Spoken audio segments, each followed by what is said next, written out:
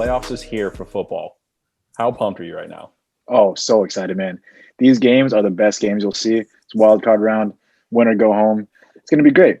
So what I want to do, we're going to go through a couple of previews here, but we're going to go through it differently than we usually do. It's not just going to be me talking. We're going to have a little debate. So you get both sides and you get a little bit more interaction from the guys. So we'll see how this goes. We're going to start with the NFC today. We're going to start with the number 2 seeded New Orleans Saints at 12-4, hosting the number 7 seeded Chicago Bears at 8-8. This year, the Saints started out as huge Super Bowl favorites, but 12-4. Are they really a Super Bowl favorite? Drew Brees got hurt. He's old.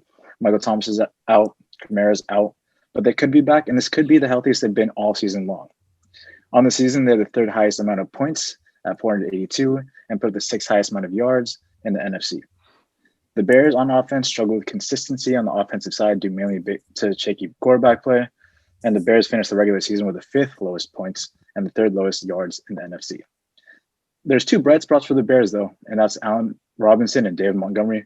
Allen Robinson is a sure-handed, contested catch wide receiver that easily over 1,000 yards, and David Montgomery finally broke out to his 3rd-degree pedigree. He's good. On the defensive side, the Saints are good. They give the 3rd lowest yards per game and points scored against. They're led by Demario Davis and Trey Hendrickson, who had 13.5 sacks, which is crazy. The Bears, on the other hand, usually at the top of the rankings. This year they're not. They're right in the middle at 7 on the defensive side. So, Alex, why are the Saints going to win? Yeah, you nailed it right on the head earlier, James. It's because they're finally getting healthy.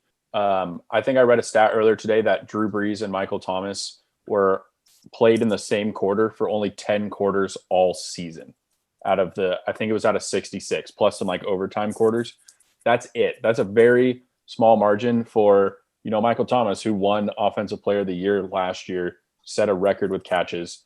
That's why they're going to win. They're a much better team than the Bears. The Bears, they came in, they came back to squeak into the playoffs, and then they just got destroyed by the Packers. They're not in the same class as the Saints. I don't expect the Bears to put up much of a fight. Tyler, why is Alex wrong, and why are the Bears going to win? First of all, it's pronounced "da Bears." Oh, excuse me. Yeah, and second of all, the Bears clearly the underdog here. But let's look at a stat. Since 2004, 500 teams are 6-1 in the wildcard round. So you see a lot of upsets in these type of situations. The caveat to that, of course, with new playoff format, the Bears are playing the 2 seed Saints versus probably a 3 seed or what have you. So a slightly better team than they normally would play. But James, you mentioned the Bears defense is kind of middle of the pack ranked after a really good year last year. I still think that they have more to give this season. I think that they can potentially play like a very, very good top elite defense.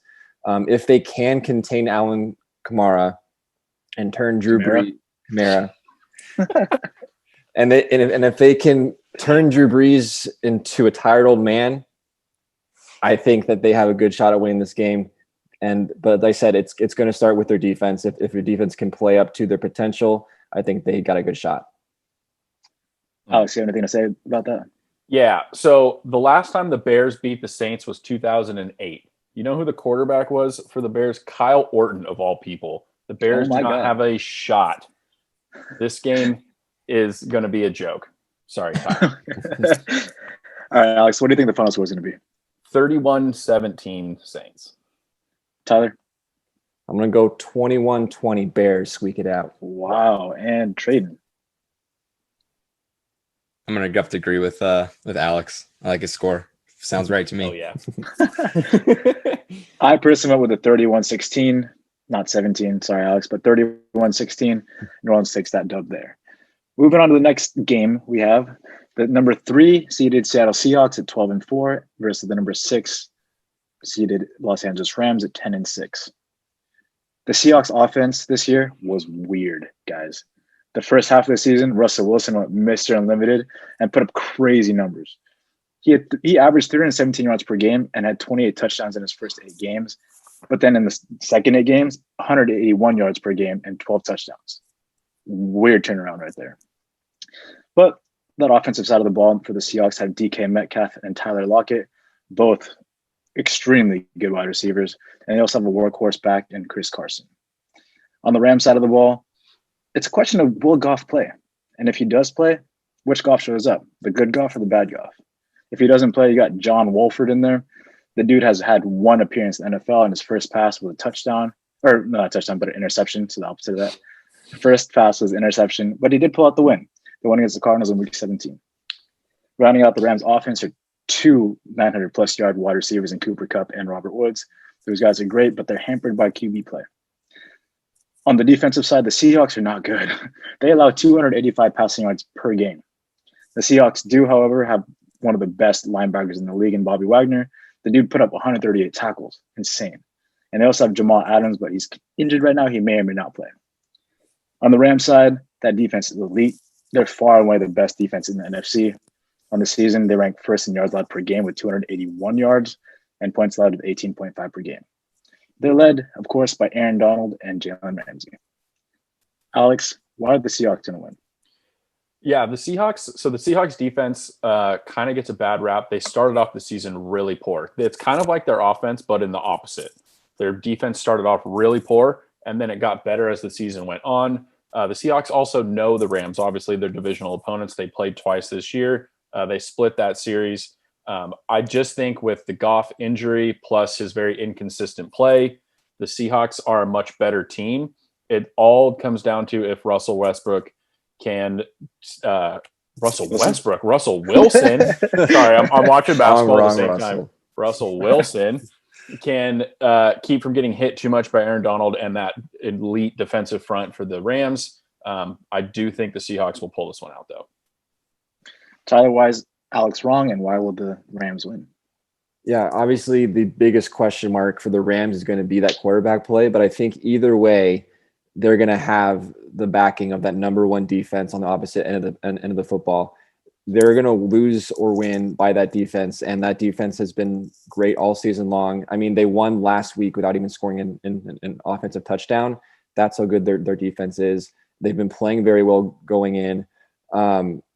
Granted, the Seahawks are very good at home, especially in the playoffs.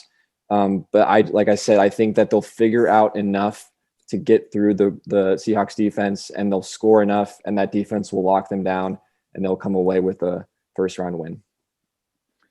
Alex, you have a rebuttal? Yeah, without Goff, and even if he does play, he's obviously not going to be 100%.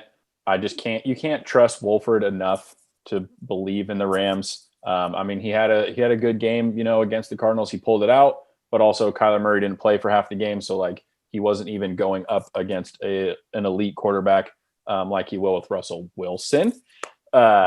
So as a Rams fan, I want them to go well. I want it to go well, but it's tough to see right now.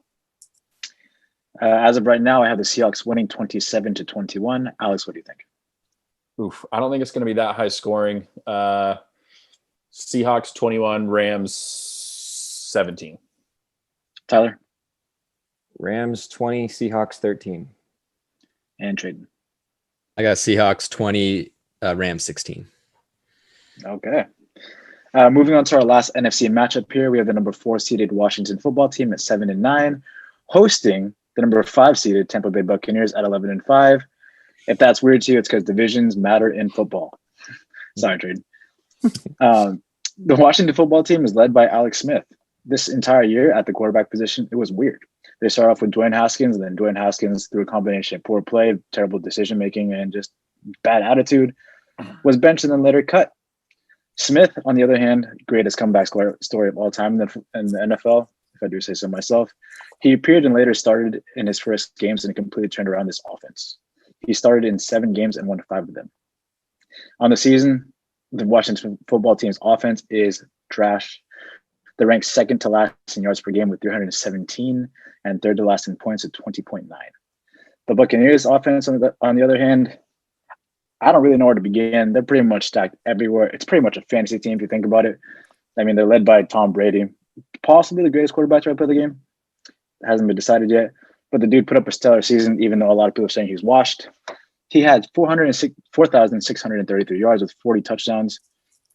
He has not 1, not 2, but 3 Pro Bowl caliber wide receivers in Mike Evans, Chris Godwin, and Antonio Brown.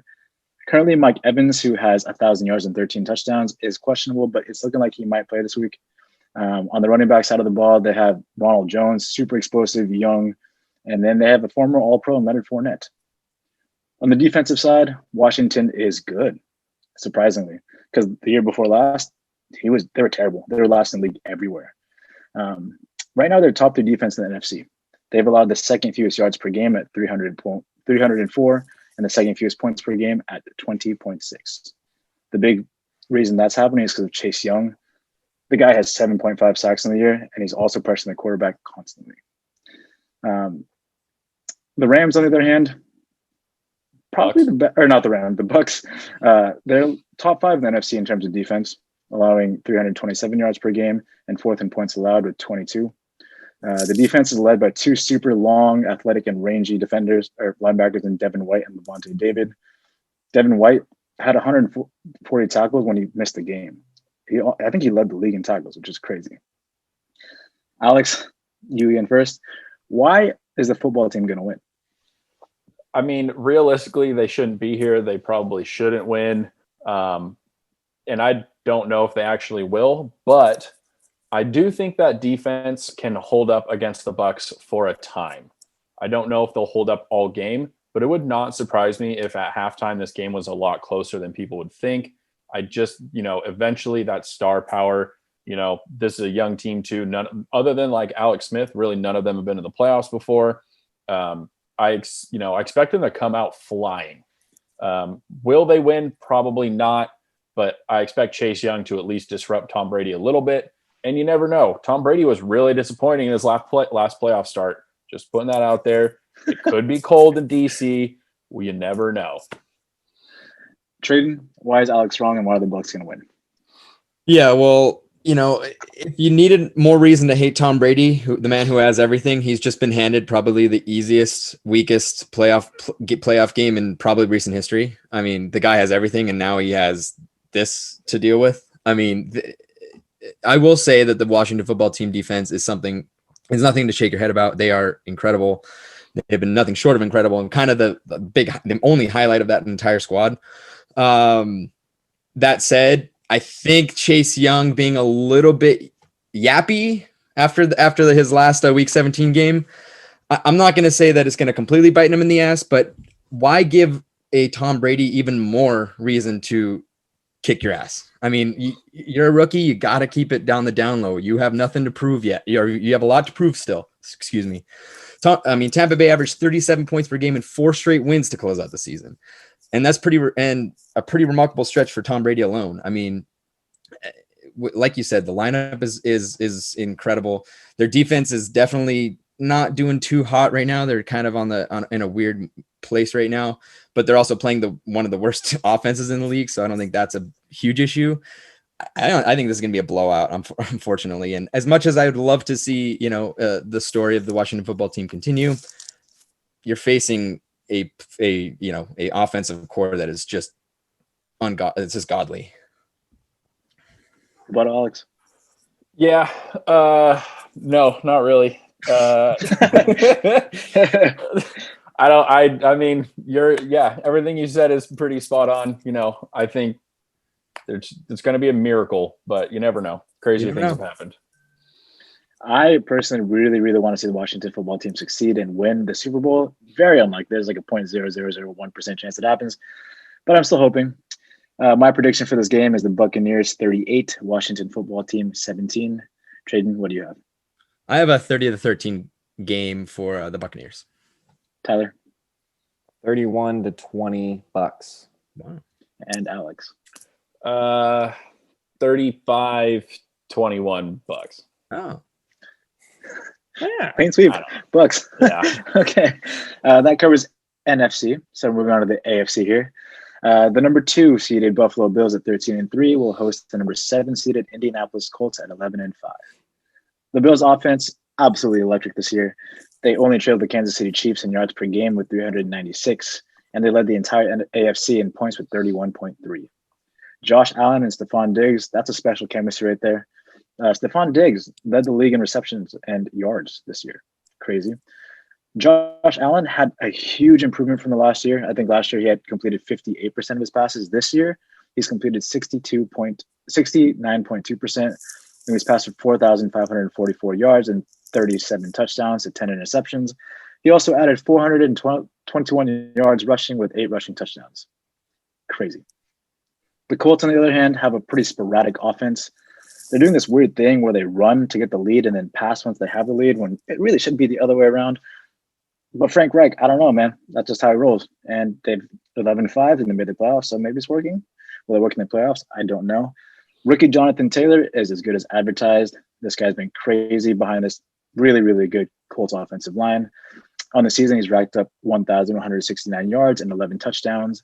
The biggest question mark for the Colts offense is their wide receiving core right now, and of course, Philip Rivers. But outside of T.Y. Hilton, you don't really have much experience for any of the wide receivers. On the defensive side, the Bills have a pretty solid defense. I mean, they don't do anything flashy, they don't stick out, but they do their job, and they do it every single game. They're led by Jordan Poyer with 124 tackles and physical linebacker Tremaine Edmonds with 119 tackles. Tre'Davious White, he got a huge contract this year because of the shutdown corner. He has 3 interceptions on the year. On the flip side, the Colts are led by Darius Leonard, who could possibly be one of the best linebackers in this league. He had 132 tackles, and also the acquisition of DeForest Buckner from the Niners offseason has helped this defense tremendously. Alex, why are the Bills going to win? Yeah, I've been on the Bills hype train all year. If anyone's listened to this podcast, you've heard that. Josh Allen was on both of my fantasy football teams this year. The Bills, they feel like, a young team, but they were in the playoffs last year and they lost a heartbreaker to the Texans. So they have some experience. I just think their offensive firepower is too much for this Colts team, but I do think this is going to be a much closer game than any of those Buffalo Bills fans up there in, upper Western New York or wherever Buffalo is, will be pleased with. Josh Allen and Stephon Diggs, too good. They're just going to overpower the Colts defense. Traden, why is Alex wrong and why are the Colts going to win? Yeah, so this is the most important game for me because this is my Super Bowl pick here. and considering that this is the opponent they have to start with, I am extremely nervous. The Colts averaged 28.2 points per game this season. That's ranking 9th in the NFL, which is surprising considering you have freaking Philip Rivers as your quarterback. But I guess a lot of that comes from Taylor, on the ground.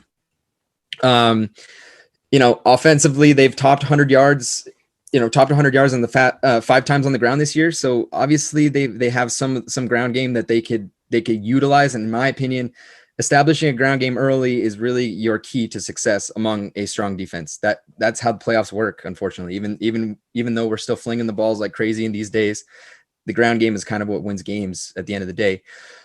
Also, if anyone remember, Josh Allen melted down in the postseason last year. I mean, he went 52.2% completion for 264 yards, 0 touchdowns. QB rating was 69.5. He also did this weird fumble thing where he threw the ball out when he got tackled. It was the most ridiculous thing I've ever seen. So I'm not saying he's not good because he's incredible. He had an incredible season, but we have to see how his postseason goes. And so if he gets any jitters, watch out. And I know this is a bit of a stretch here, but Coach Frank Reich has an ability to bring teams to the end. He did it with the Eagles, Tyler. He made Carson Wentz look like a franchise player, and now he's nothing ever since he left. He made Nick Foles a Super Bowl champion, and now he's backing up Mitch Trubisky, who's Mitch Trubisky. And he's helped the Colts make it to the postseason twice in the last 3 seasons. So, and that's with Philip Rivers in one of them. I'm not saying that he's the end all be all, but he has to have some sort of, some sort of help or some sort of, support there. Maybe he has some rabbits in some hats and he can pull out a win. No, those are straight facts right there. That was solid, Traden. Alex, got anything to say?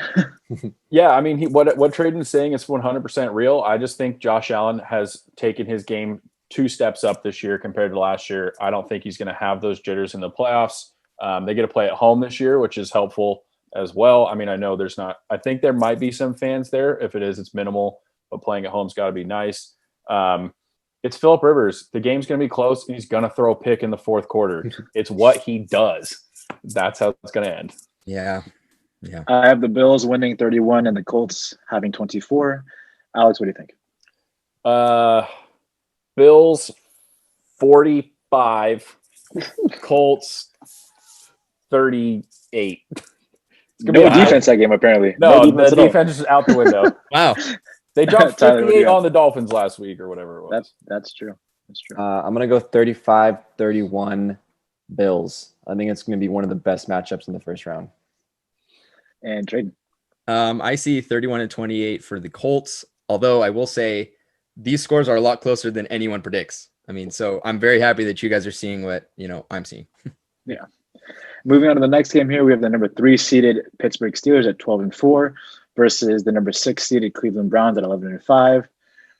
The Steelers offense is hot and cold. They've completely changed up their scheme from throwing it deep with Big Ben, just throwing balls, to these short little passing routes, allowing the wide receivers and playmakers to run after the catch yards. And it's not really working. Big Ben this season has been he's been okay, but he's also thrown not so well. Deontay Johnson leads the Steelers in receiving, but he has also the most amount of drops. Chase Claypool, standout rookie, has 873 yards in the season with 9 touchdowns. And TikTok star Juju Smith-Schuster has almost 100 receptions and 9 touchdowns. The Browns, on the other hand, this is a weird situation because I don't know if you guys know, but a lot of these guys went on COVID. Kevin Stefanski, the head coach, COVID list. A Pro Bowl guard, COVID list. And they're still doing contact tracing. There's a wide receiver on the COVID list, so there could be a possibility that the majority of wide receivers are out again. I mean, the linemen are always close to each other. They could be out. 2 other coaches could be out. So this is going to be a weird game to project because I just don't know who's in and who's out. As of right now, the special team coordinator is going to be the head coach or acting head coach for this game. So we'll try to figure out how that works. But if the only people who are out are Pro Bowl guard Joel Bitonio and wide receiver Caldwell Hodge, they still have a pretty good team. I mean, Baker Mayfield's doing solid this year. He's a good little game manager. He does what he needs to do. And honestly, just rely on Nick Chubb and Kareem Hunt. I mean, Nick Chubb this year, 1,067 yards, 12 touchdowns. Kareem Hunt, 841 yards, 6 touchdowns. They're doing what needs to be done to get this team the W. On the defensive side, the Steelers, they've been good for a couple of years now, and you see it all the time. They shut people down. TJ Watt leads the NFL in sacks with 15. The Browns defense is around the middle of the pack. And like I said, I don't know if people are going to be out on the defensive side too.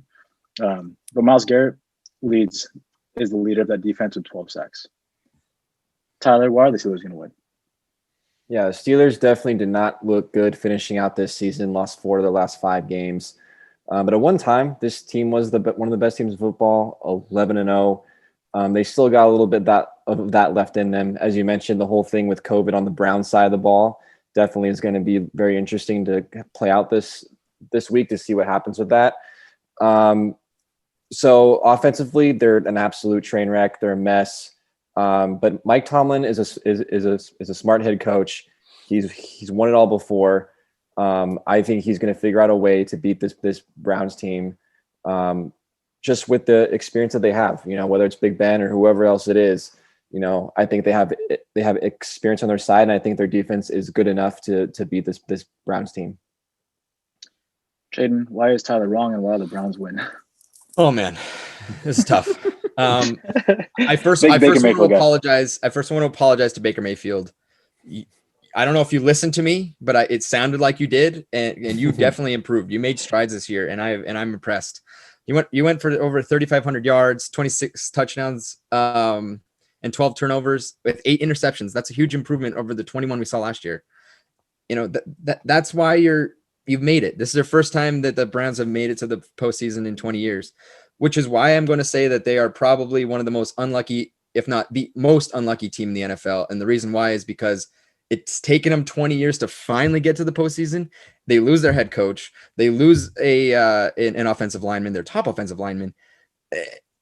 It's all breaking down in front of them. So, I mean, it's literally going to be all about, the ground game. Nick Chubb, my crush, my fantasy crush, dude. Just keep doing what you're doing. You are nothing but a godsend for me this year, and you've been nothing but a godsend for the Browns. And it's such a pleasure watching him play. And I think we should see a defensive breakout from Myles Garrett. This is his first postseason outing. He finished the season with 48 tackles and 12 sacks, and he went on a tear way early. I mean, he was kind of in the running for the top defensive player of the year, kind of went through a little weirdness in the middle of the season, but he needs to pressure Ben. Ben does not like pressure. He breaks under pressure. And if they can do that, they can stop the ball from being moved. And I think they may be able to squeak out a game. But guess what? They beat the JV team by like 2 points like a few days ago. Now they're going to play the varsity. Like, I'm worried. I'm really worried. Tyler, you have a rebuttal? Yeah, so this Steelers team ranks in the bottom third in rushing offense. They're actually the worst playoff team rushing wise since the 2003 Patriots. But oh wait, that 2003 Patriots team won the Super Bowl. In fact, there have been 4 teams who ranked in the bottom third of the league that have won Super Bowls in rushing offense. Those are the 2003 Patriots, as I said, the 2010 Packers, the 2011 Giants, and the 2008 Pittsburgh Steelers. Wow. It happened, people. Wow. That was a great setup. That was good job, Tyler. Boom. Yep. Roasted. Got him. I have the Steelers winning 27-10. Traden, what do you think? Guys, 26 Browns, 24 Steelers. Oh, Tyler? 28 Steelers, 16 Browns. And Alex. Trade 27 Browns, Steelers 24. Oh, there we go, baby. Oh, this is going to be 50-50. interesting.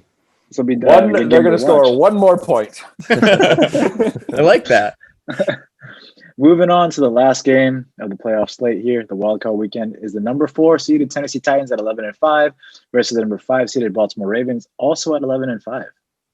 So contrary to popular belief, the Titans offense is extremely well-rounded and versatile. I mean, don't get me wrong. Derrick Henry is a monster. The dude put up 2,000 yards and 17 touchdowns this year. But Tannehill can do his job. Tannehill throws well. He finds open receivers, and he does it often. A.J. Brown, wide receiver, he missed a couple games this season due to injury, but he still managed to pull down 70 receptions for 1,075 yards and 11 touchdowns. And in a contract year, former 5th overall pick Corey Davis showed why he was worth the money for 65 receptions, 984 yards, and 5 touchdowns. For the Ravens, this 2020 edition was not as good as last year's. There was a lot of expectation placed upon them. Alex thought they were going to go 15-1. Yep. Wrong. They were supposed to be the best team. Offensively, they were supposed to run away with it. Like, nobody should have been able to defend Lamar Jackson. But either defensive coordinators figured out Lamar Jackson or Lamar Jackson regressed into a lesser version of himself. Either or, it didn't cut it. Hollywood Brown didn't have the year he wanted.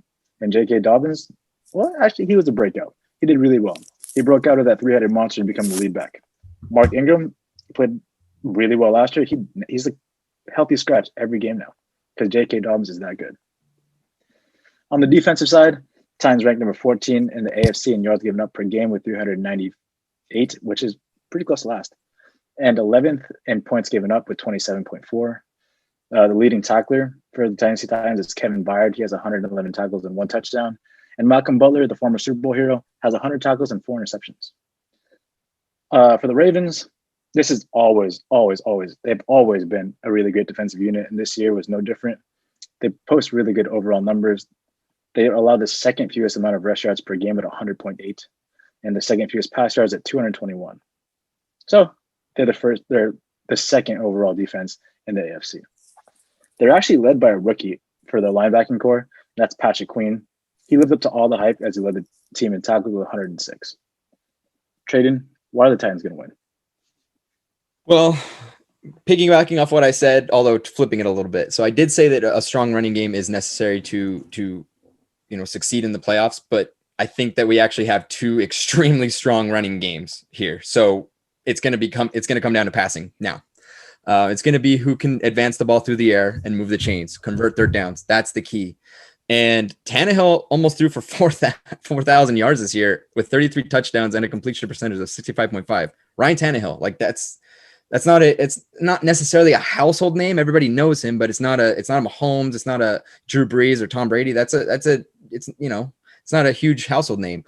Derrick Henry will be considered the main guy. I mean, he's literally a human freight train. But I think the throwing game is going to be key. And I just have a question for the Ravens is, can Lamar throw his way to a win? I mean, I'm not going to sit here and say that he's not a good thrower, because he is. He's, above a 50% completion rate throughout the season, 200 yards in multiple games, 26 touchdowns, but he's fallen fat in the postseason.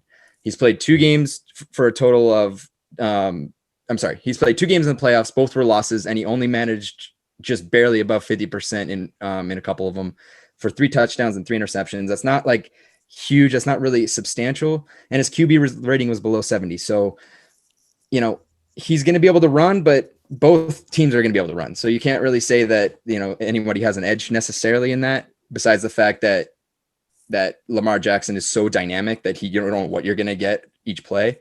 But I think the league's learned one thing. And if the Titans do this, they can win. And that's stop Lamar Jackson, and you can win the game. Tyler, why is Shaden wrong, and why will the Ravens win? Yeah, so I think on paper and in recent history, I think the Titans have the upper hand in this matchup. But here's what the Ravens have. The Ravens have motivation. Okay, last year they lost to this Titans team in the playoffs. They lost to them in Week 11, in which the Titans were dancing on their logo. They've got some beef with this team, and third time's a charm. I think this team's going to come out firing. I think they're going to have a lot of motivation to come out and whip these Titans' ass, and they're going to do it. Okay. I mean, this Titans team, yes, offensively, very, very good. Defensively, they're all right. 19th ranked rushing, 29th ranked in passing. I think Lamar, right. That's terrible. That's horrible. You're right. That is horrible. Yeah, thank you. Lamar Jackson, I think, will get rid of his playoff demons, and he'll play his best game of the season, and the defense will do their job and get this win. Ravens over Titans. Shaden, do you have a rebuttal? Yeah, I mean, the Ravens are dead last in passing yards this year. So if it goes back to the passing game, I don't know if I'm necessarily as comfortable with Lamar Jackson as I am Tannehill. But it's not like he can't throw, but I just don't know if he can beat Tannehill. I'm going to go on record and say that this is going to be the shortest playoff game in NFL history. Yeah, absolutely. It's such a strong running game. The clock is just never going to stop. I think the Ravens will win this one, though. I think the Ravens go 35 and the Titans go 31. Alex, what do you think? You know what? Justin Tucker, walk-off field goal. Best kicker in the league, 35-32 Ravens. Ooh. Tyler? 37-34 Ravens. And Shaden? I see 27-21 for the Titans. Ooh. Okay. And that just about wraps up my section. I hope you guys enjoyed. Thank you very much. James, great job as always. Either way, we have 6 playoff football games this weekend. It's going to be great.